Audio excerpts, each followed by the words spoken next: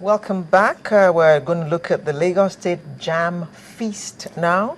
It's an annual event organized for school children in Lagos State to demonstrate uncommon knowledge in the areas of invention and entrepreneurship. The Lagos State Ministry of Education is preparing for the 7th edition. Well, to tell us more about this, we have in the studio the Chief Education Officer, Mr. Lamidi Akim. Good morning. As well as the media consultant on the event, Mr. Olaleko Iginla. Good morning. Thank you very much for coming. Mr. Akim, why is this called a jam feast when it has to do with invention and entrepreneurship? Well, it has antecedents, and the antecedent is based on the education approach towards the fight against the scourge of HIV/AIDS. The statement has always been that young people should avoid premarital sex. But if premarital sex is going to be avoided, then there should be alternative. So the alternative is knowing fully well they are full of energy. Where will they channel these energies? And that was what actually gave birth to the program. We have a series of programs lined up. Why jam? Yeah, it is a program that is meant to showcase the innate talents of these young people. Every child is born with an innate talent and entrepreneurial skill and even invention. So with that, children will come around. We have had the grand finale and even the semi-finals where children have been able to showcase talent in so many areas, in drama, choreography, poetry. The jam. So they're jamming. Yeah.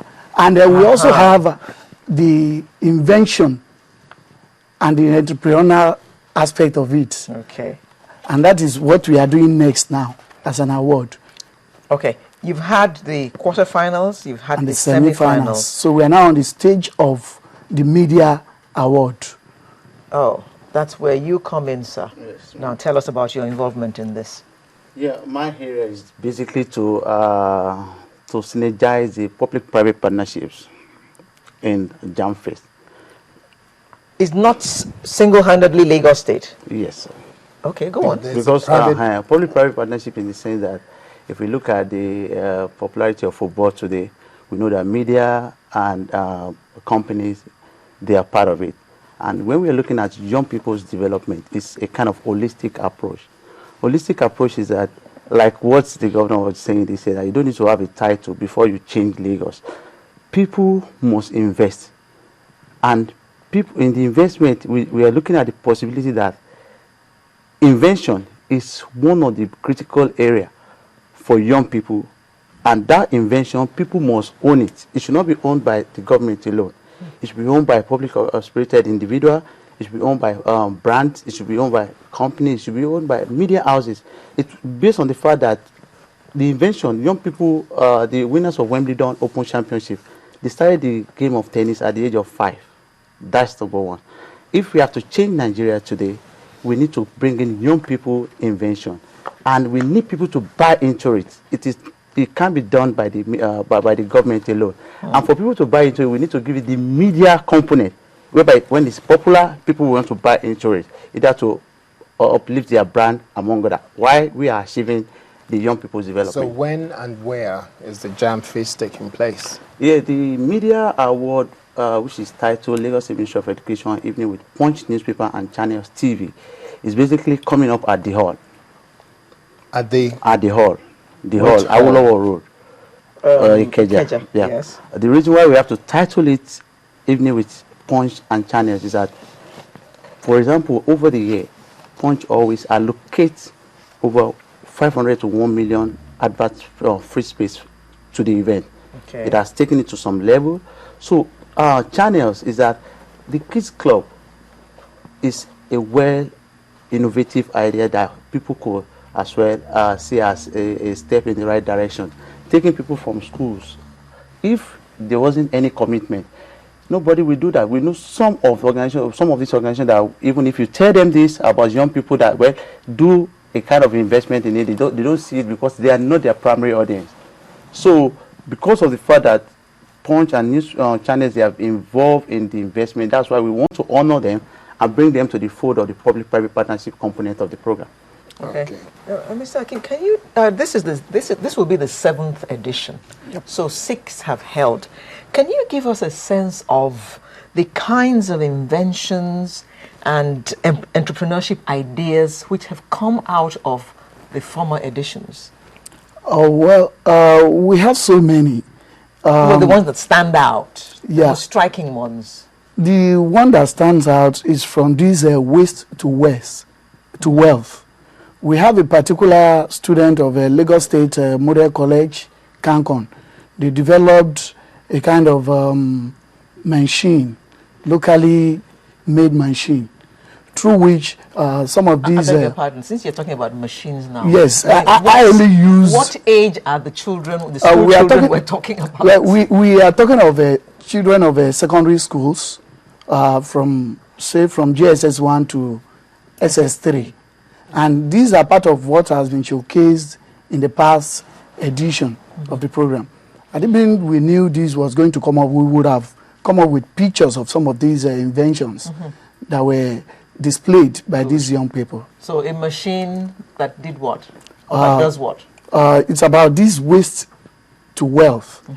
Yes, all these waste products like polythene bag, how they can be recycled. So that was developed by a student of that school. Okay. And that was the invention that actually came top for the previous years that we have done. Okay. Any other one that stands out? Yeah, that's the bomb detector. Bomb detector? We had windmill. Okay. We have collapsible bridge. We have collapsible bridge. We have several of them. Collapsible bridge being a prototype that was created. Yeah, well displayed, well explained, and the scientific what is it called basis well explained, and how it could be made as a commercial venture. Okay. So what is the state doing with all these ideas? Well, I think that is And the essence. Yes, that is the essence of this partnership. And then the involvement of Punch and the Channels TV, because as he rightly said, the state cannot do it alone, so we need private partnership, and that is why we are doing all this, at least to encourage these young people, so that for them to know that instead of engaging in premarital sex, they could use their time to actually develop... And other evils? Yes. Yeah, another evils other than premarital sex. Okay. Now, what is the reason for the focus this year on this HIV/AIDS, drug abuse, and enlightening them? What is the reason for this focus? Because in previous years, you've talked about innovation, entrepreneurship, and stuff like that.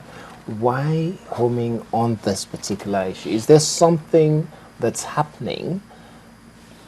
Yeah, even all these inventions we have talked about, we have hardly seen a single corporate organization coming to adopt some of them. And that is why we have to come to the here now.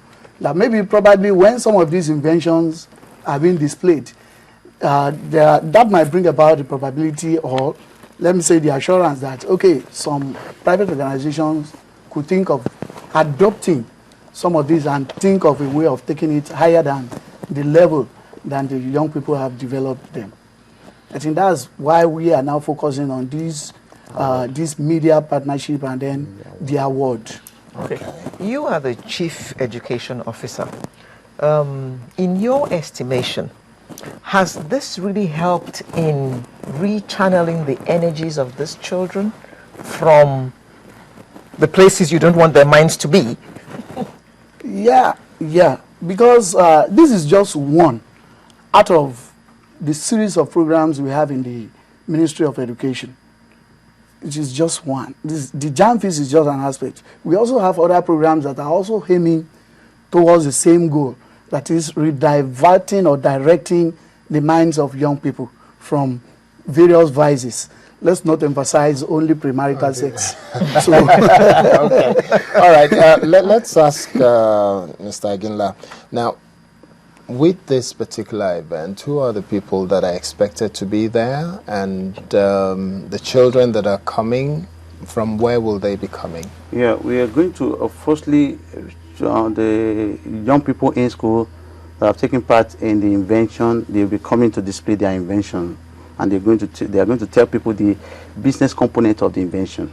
Secondly, we're expecting people like the individual that have contributed to invention and educational development, like the Chief of Staff of Lagos State, like Mr. John Momo, like Mr. Dan Foster, like Mr. Akim Obuniran of UPDC, like Chief Mrs. Oluremi Tunumbu, Mrs. Fausat Dabiri, and we have brands as well. We have brands such as, I don't know if I'll be allowed to mention some of the people. No, you will not be allowed. Okay, so but individual for schools, Say corporate organizations, because we are of the opinion that we appreciate them, but for the fact that I don't want to go against the rule. However, we have schools too. We have public and private schools. We have schools just like Caleb. We have schools like Christland. We have schools like Lady Bird, Christ the King, and we have public schools too. Lagos Model College, and those are the schools that have been able to exhibit the excel in social academics. We want to use your avenue, but the brand is that the brand and individuals should adopt the invention, because if you want to create jobs in Nigeria, people that have created jobs abroad in the other and overseas, it is by selling some technology to us, vehicles among others. And if we want to create job, two things is what we have as homegrown. It's the entertainment and the financial institution. We don't have any other thing as homegrown. Most of our vehicles, they are not homegrown. So if we start, like I said, the premise on the principle of winners of Wimbledon Open Championship, they started at the age of 5 years.